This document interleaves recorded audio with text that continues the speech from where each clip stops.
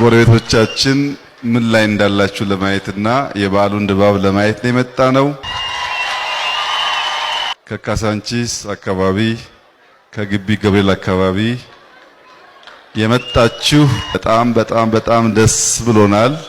ልጆቻችሁ መልካም ትምህርት ቤት፣ መመገቢያ ቦታ፣ አዛውንቶች መመገቢያ ቦታ አግኝተዋል። እድራችሁ ቁባችሁ በጋራ እንደተለመደው የተጠያየቃችሁ የምትኖሩበት ነገር ተፈጥሮላችኋል።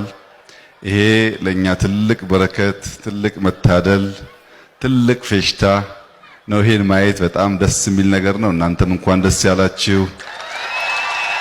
ያም ይኖራችሁበት ሰፈራችሁ ሄዳችሁ እንድታዩት እጋብዛለሁ። ከንቲባንም እጠይቃለሁ። ቃል በገባነው መሰረት ካሳንቺስ እጅግ ውብ ሆኗል። ልጆቻችን ተስፋ አላቸው። ከኛ የተሻለ ኑሮ መኖር ይችላሉ።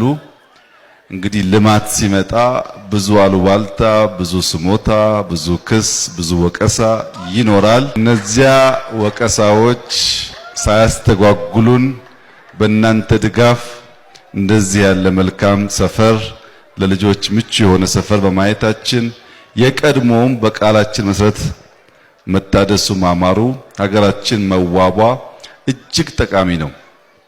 ወገኖቻችን አንድ መገንዘብ ያለባችሁ ነገር፣ አንድ የቅርብ የስጋ ዘመድ ወንድም የሆነ ሰው ጎስቆል ብሎ ሰው ወንድሙን ቢያይ ዝም አይልም።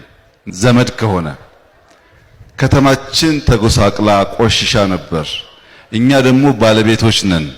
ሀገራችን ነው፣ ጉስቁልናዋ ያመናል። እንቀይረው ያልነው ለጋራ ጥቅም፣ ለልጆቻችን ደስታ፣ መጻኤውን ዘመን ለማሳመር ብቻ ነው። በዚያ መንገድ በቅን ልቦና ባንጀምረው ኑሮ እንደዚህ ያለ ግዙፍ ስራ ከፈጣሪ ድጋፍ ውጪ ሊሳካ አይችልም። ፈጣሪ ልባችንን አይቶ የእናንተን ልብ አይቶ መከናወን ስለሰጠን፣ ስኬት ስለሰጠን እጅግ አብዝተን እናመሰግናለን። አሁንም እናንተ እስካላችሁ እስከረዳችሁን ድረስ ሀገራችን ማስዋብ፣ የልጆቻችን ሕይወት በተስፋና በተድላ የተሞላ እንዲሆን ማድረግ የኛ ቀዳሚ መሻት ነው። ሌላ ሐሳብ የለንም። የተለወጠች ከልመና የወጣች ሀገር ማየት ነው።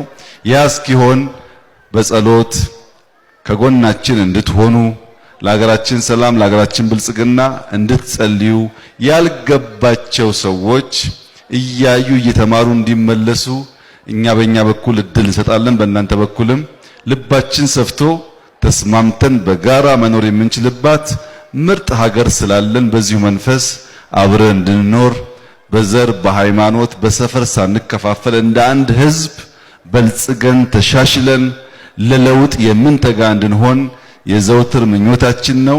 የእናንተም ጸሎት እንዳይለየን። መልካም ፋሲካ፣ መልካም በዓል።